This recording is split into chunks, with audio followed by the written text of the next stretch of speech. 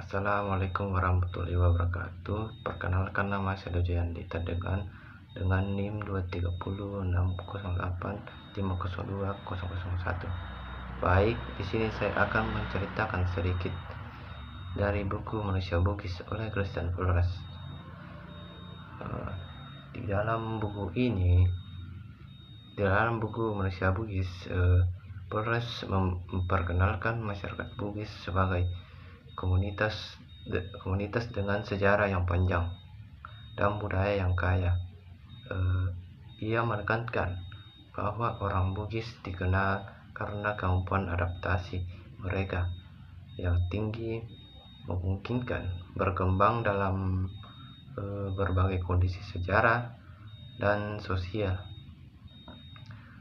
Orang Bugis adalah salah satu suku bangsa Austronesia di Asia Tenggara dengan populasi lebih dari 4 juta jiwa. Mereka mendiami wilayah barat daya Pulau Sulawesi. Di sisi lain, mereka juga dikenal ramah dan sangat menghargai orang lain. Sejak abad yang ke-17, setelah menganut Islam, orang Bugis dikenal sebagai salah satu suku di Nusantara yang identitas keislamannya paling kuat.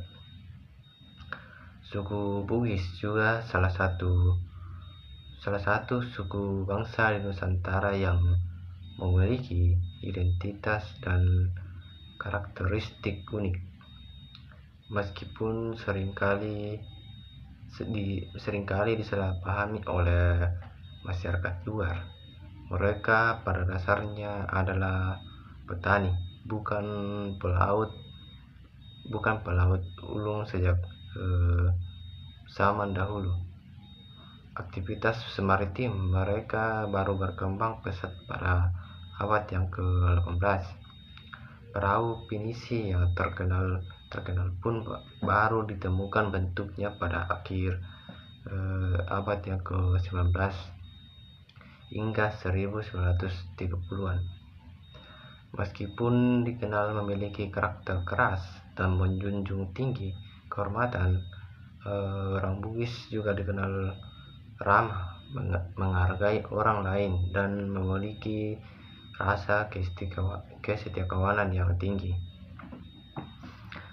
Mereka memiliki mobilitas yang sangat tinggi dan dikenal sebagai perantau yang mampu beradaptasi di manapun berada tanpa kehilangan identitas kebugisan mereka. Dalam interaksi sehari-hari, mereka menganut sistem patroklian, yaitu sistem kesetiakawanan antara pemimpin dan pengikutnya.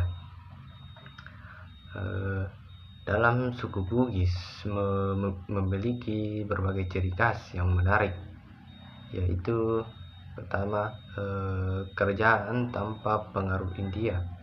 Di dalam kerajaan tanpa pengaruh India ini, mereka mampu mendirikan kerajaan tanpa pengaruh India dan tanpa membangun kota sebagai pusatnya. Dan yang kedua yaitu tradisi sastra. Dalam tradisi sastra ini, mereka memiliki tradisi sastra lisan dan tulisan yang kaya. Salah satu karya terbesarnya adalah Epos La Galigo yang lebih panjang dari Mahabharata. Yang ketiga itu identitas Islam yang kuat. Sejak abad yang ke-17, orang Bugis dikenal sebagai salah satu suku Nusantara yang paling kuat identitas keislamannya, menjadikan Islam sebagai bagian integral dari adat dan budaya mereka. 4, yaitu kepercayaan pra-Islam. Dalam kepercayaan pra-Islam ini, meskipun telah memeluk Islam, mereka tetap mempertahankan kepercayaan pra-Islam. Salah satunya adalah tradisi bisu. Bisu adalah kelompok pendeta Wadam yang menjalankan ritual perdukunan dan sering dianggap dapat berkomunikasi dengan dewa-dewa leluhur. Hubungan dengan suku lain yang ada di Sulawesi Selatan, yaitu orang Bugis mendiami wilayah tengah Sulawesi Selatan, membuat mereka berintegrasi langsung dengan hampir semua suku lain yang ada di provinsi tersebut. Suku-suku ini seringkali disamakan dengan Bugis, terutama juga ya yang beragama Islam. Bugis dan Makassar meskipun sering disandingkan menjadi Bugis Makassar, keduanya merupakan entitas yang berbeda. Mereka bahkan memiliki perbedaan yang sangat signifikan, namun akulturasi budaya telah menciptakan banyak kesamaan dalam kehidupan sehari-hari. Bugis dan Toraja berbeda dari anggapan umum. Orang Bugis dan Toraja memiliki lebih banyak kesamaan dan bahasa daripada yang terlihat. Hubungan mereka lebih sering diwarnai kerjasama, yaitu barter komoditas daripada permusuhan. Bugis dan Bajo, suku Bajo adalah suku maritim yang sering disamakan dengan Bugis. Mereka adalah pemasok komoditi laut dan terlibat aktif dalam perdagangan dengan kerajaan Bugis dan Makassar. Saat ini banyak orang Bajo yang telah menikah dengan orang Bugis. Adapun bagian pertama dari terkait isi dari buku Malaysia Bugis ini tentang sejarah dan asal usul orang Bugis. Asal usul dan persebaran Bugis diyakini berasal dari daerah sekitar itu, yaitu Danau Tempe, Wajo, dan Bone di Sulawesi Selatan. Dari sinilah mereka tumbuh menjadi komunitas yang besar. Namun mereka hanya menetap di satu tempat sejak abad yang ke-15. Orang Bugis mulai melakukan migrasi besar-besaran. Sebagian menetap di Kalimantan, sebagian lagi merantau ke Maluku, bahkan ada yang sampai ke Malaysia dan Thailand. Migrasi ini tidak hanya untuk mencari kehidupan yang lebih baik, tetapi juga karena adanya konflik politik di tanah Sulawesi. Bayangkan di abad yang ke-17, saat transportasi, orang Bugis sudah berlayar di ribuan kilometer, membawa budaya dan jati dirinya. Berdasarkan sumber yang didapatkan masa lalu, orang Bugis dapat dibagi menjadi tiga periode, yakni yang pertama, periode sejarah yang bersumber dari komik Bugis, ditambah dengan sumber-sumber luar. Dan yang kedua, periode Bugis awal yang dapat diketuai melalui satu-satunya sumber tertulis setempat, yakni siklus Lagaligo, yang harus dimanfaatkan dengan sangat hati-hati. Ketiga, periode prasejarah yang sama sekali tidak memiliki sumber tertulis, tetapi hanya mengandalkan bukti arkeologis. Perkembangan sosial dan politik, awalnya masyarakat Bugis hidup dalam kelompok kecil yang dipimpin oleh tokoh bangsawan yang dipimpin oleh tokoh bangsawan setempat. Lama kelamaan sistem kerajaan berbentuk melahirkan kerajaan besar seperti Bone, Wajo, dan Sopeng. Kerajaan ini tidak selalu rukun. Ada masa-masa penuh peperangan, ada juga masa aliansi dan kerjasama.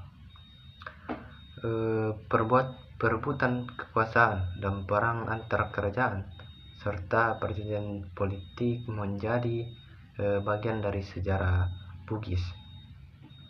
Namun, semua ini justru membentuk karakter masyarakat Bugis, yaitu kuat, tangguh, dan tidak mudah menyerah.